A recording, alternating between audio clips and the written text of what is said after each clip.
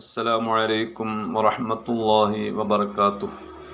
بسم الله والحمد لله والصلاة والسلام على رسول الله وعلى آله وأصحابه الفائزين برضا الله أما بعد. ജമാഅത്ത് നിസ്കാരങ്ങൾക്ക് വേണ്ടി പള്ളിയിലേക്കോ മറ്റോ പോകുന്ന ആളുകൾ വേഗത ഉപേക്ഷിച്ചുകൊണ്ട് സാധാരണ രീതിയിലുള്ള നടത്തം നടക്കുകയാണ് വേണ്ടത്. വയുന്തബു തർക്കുൽ ഇസ്രായി എന്ന് കാണാം ഫിഖ്ഹിൻ്റെ കിതാബുകളിൽ. വേഗത ഉപേക്ഷിക്കൽ സുന്നത്താണ്. ബൽ യംഷി ബി സക്കീന, വളരെ അടക്കത്തോടെ ഒതുക്കത്തോടെ നടന്നു നീങ്ങണം. അപ്പോൾ പിന്നെ ജമാഅത്തിനെ ഓടിപ്പിടിക്കുന്ന ചില ആളുകളെ ശ്രദ്ധയിൽപ്പെടാറുണ്ടല്ലോ. അവർ ഓടിയാണ് ജമാഅത്തിലേക്ക് വരുന്നത്. അതല്ലെങ്കിൽ വേഗം കൂട്ടി നടന്നാണ് ജമാഅത്തിലേക്ക് വരുന്നത്. അവരുടെ ലക്ഷ്യം വിവിധ ലക്ഷ്യങ്ങളാകാം. തിരക്ക് കൂട്ടി നടന്നില്ലെങ്കിൽ തക്ബീറത്തുൽ ഇഹ്റാമിൻ്റെ ഫളീലത്ത് നഷ്ടപ്പെട്ടു പോകും. അതല്ലെങ്കിൽ ഇമാമിൻ്റെ കൂടെയുള്ള റക്അത്ത് കിട്ടുകയില്ല. റുക്കൂഇൽ ഇമാമിൻ്റെ കൂടെ തുമഅനീനത്തോടു കൂടെ ഉണ്ടെങ്കിലല്ലേ റക്അത്ത് കിട്ടും. റക്അത്ത് പിടിക്കണമെങ്കിൽ ഓടണം. അതല്ല, ഇനി ഓടിയിട്ടില്ലെങ്കിൽ ജമാഅത്ത് തന്നെ ഫോത്തായി പോകും, ജമാഅത്ത് തീർന്നു പോകും. ഇങ്ങനെയൊക്കെയുള്ള ആശങ്കകളാണ് ഈ ഓട്ടത്തിന് പ്രചോദനം. എന്നാൽ ഇത്തരം ഒരു ഘട്ടത്തിലും ഓടാനോ വേഗം കൂട്ടാനോ പാടില്ല. അതൊക്കെ വിരോധിക്കപ്പെട്ട കാര്യങ്ങളാണ്. അടക്കത്തോടെ ഒതുക്കത്തോടെ മാത്രമാണ് ജമാഅത്തിലേക്ക് നടന്നു നീങ്ങേണ്ടത്.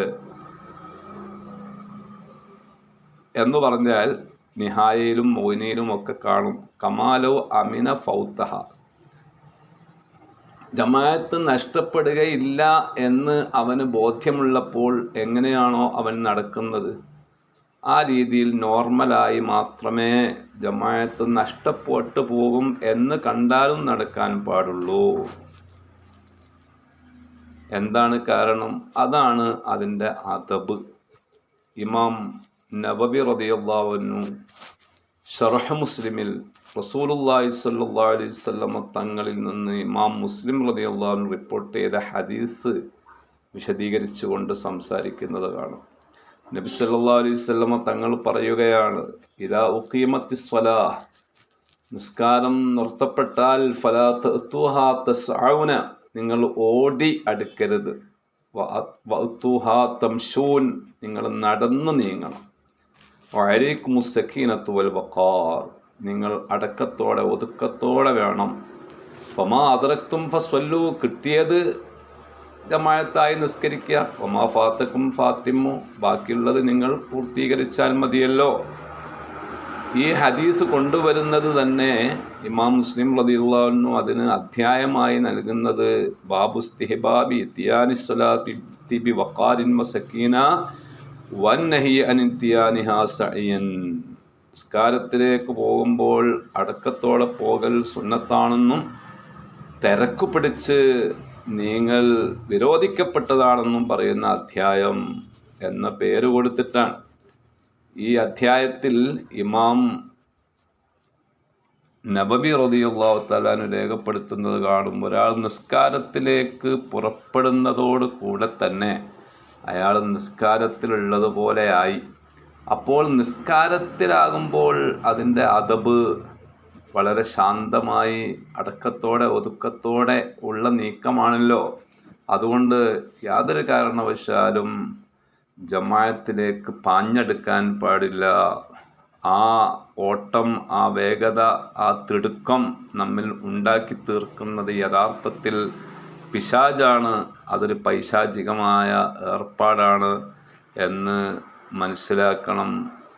അപ്പോൾ ഒരു ജമാഅത്തിന് വേണ്ടിയും ജമാഅത്ത് തന്നെ നഷ്ടപ്പെട്ടു പോകുമെന്ന് കണ്ടാലും റക്അത്ത് മാത്രമല്ല, തക്ബീറത്തുൽ ഇഹ്റാമിൻ്റെ ഫളീലത്ത് മാത്രമല്ല, ജമാഅത്ത് തന്നെ നഷ്ടപ്പെട്ടു പോകും പെട്ടെന്ന് തിരക്ക് പിടിച്ച് നടന്നിട്ടില്ലെങ്കിൽ എന്ന് കണ്ടാൽ പോലും വേഗത കൂട്ടാൻ പാടില്ല.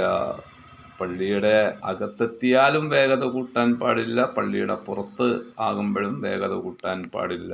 അതെല്ലാം നഹി ചെയ്യപ്പെട്ട കാര്യമാണ്.